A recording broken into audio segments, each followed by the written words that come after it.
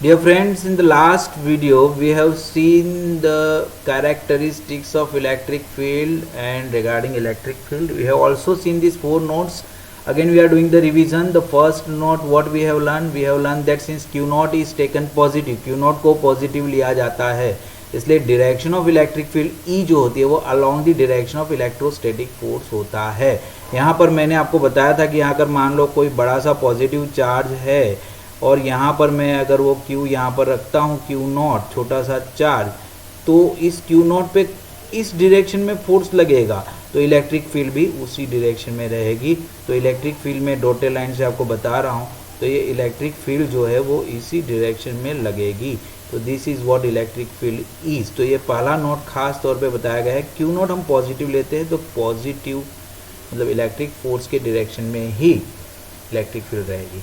Electrostatic force on the negative charge particle will be opposite to that of the direction of electric field. तो negative charge है तो उसके ऊपर electrostatic force जो लगता है, इलेक्ट्रोस्टैटिक फोर्स नेगेटिव चार्ज पे जो लगता है वो इलेक्ट्रिक फील्ड के ऑपोजिट में लगता है, वो इलेक्ट्रिक फील्ड की डायरेक्शन के ऑपोजिट में लगता है।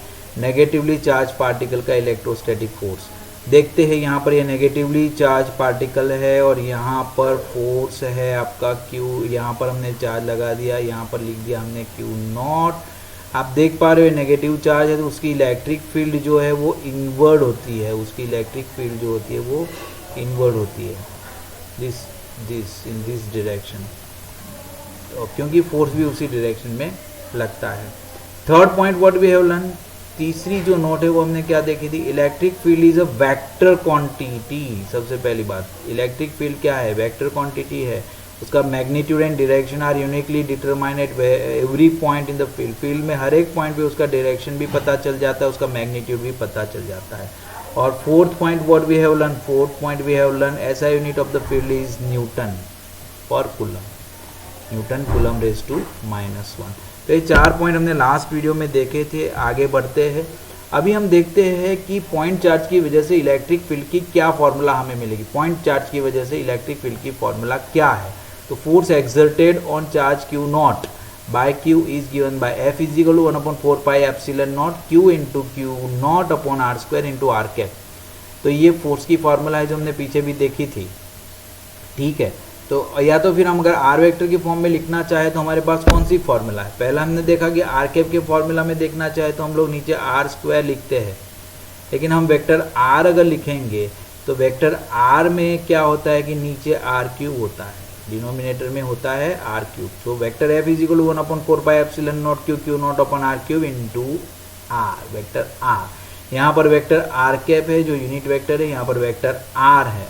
तो ये दोनों फर्क आपको ध्यान से देख लेने चाहिए।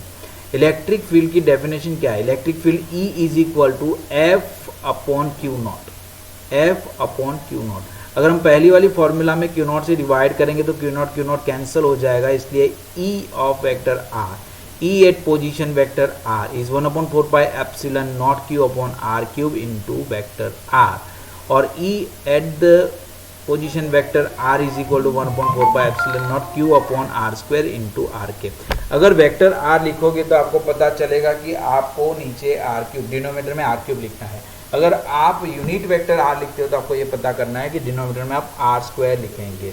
The electric field due to the point charge has spherical symmetry, ये बहुत ही इंपॉर्टेंट है, स्फेरिकल सिमेट्री होता है। स्फेरिकल सिमेट्री मतलब क्या, अगर एक स्फीयर को आप कंसीडर करो, स्फीयर मतलब क्या, स्फीयर मतलब फुटबॉल समझ लो, मान लो फुटबॉल समझ लो, उस फुटबॉल के सेंटर पे, उस फुटबॉल के सेंटर पे आपने इलेक्ट्रिक चार्ज रखा हुआ है, तो उस फुटबॉल के सरफेस पे मान लो ये है आपका चार्ज, मान लो कि बीचों बीच है आपका ये चार्ज एकदम नीचे, जरा मैं कलर सिलेक्ट कर लूँ, हाँ ये है, this is your positive charge, मान लो this is your plus Q charge, big plus Q charge is there. तो इसको सेंटर मानते हुए आप कोई स्फीयर ड्रॉ करोगे तो ये स्फीयर के सरफेस पे यहाँ पर, फिर यहाँ पर, फिर यहाँ पर, हर जगह पर इलेक्ट्रिक फील्ड का डायरेक्शन जो होता है वो सरफेस के नॉर्मल और उसकी जो वैल्यू है वो एक जैसी रहेगी, इसलिए बोलते हैं कि स्फेरिकल सिमेट्री बताता है। If Q not if Q is greater than 0, मतलब आपका चार्ज अगर पॉजिटिव है तो फील्ड जो होती है वो रेडियली आउटवर्ड होती है, मतलब बाहर की तरफ होती है, और Q इज़ लेस देन 0 है, मतलब नेगेटिव चार्ज है तो फील्ड जो होती है रेडियली इनवर्ड होती है। यहाँ पर दो फिगर हम देख पा रहे हैं। पहला फिगर 3 डायमेंशनल कोऑर्डिनेट सिस्टम बताया हुआ है, उस सिस्टम के ओरिजिन पे प्लस Q चार्ज लगाया गया है और पॉइंट P XYZ के पास हम इलेक्ट्रिक फील्ड ढूंढना चाहते हैं। पॉइंट P XYZ के पास हमने टेस्ट चार्ज Q0 रख दिया है, Q0 पे फोर्स लग रहा है वेक्टर F, और इस वेक्टर F को Q0 से डिवाइड कर लेंगे तो हमें यहाँ पर फील्ड मिल जाती है। दूसरा फिगर हम देखेंगे, ये वाला फिगर, उसमें ग्राफ बताया गया है। वाई एक्सिस में हमने E लिया है, वाई एक्सिस में हमने क्या लिया, इलेक्ट्रिक फील्ड E लिया है, और एक्स एक्सिस में हमने लिया है r स्क्वायर, मतलब डिस्टेंस का स्क्वायर। आप देख पा रहे हो जैसे r स्क्वायर बढ़ता है, डिस्टेंस का स्क्वायर बढ़ता है, इलेक्ट्रिक फील्ड घटती चली जाती है और बाद में वो ऑलमोस्ट 0 की तरफ चली जाती है। इनफाइनाइट पे उसकी वैल्यू ऑलमोस्ट 0 होती है।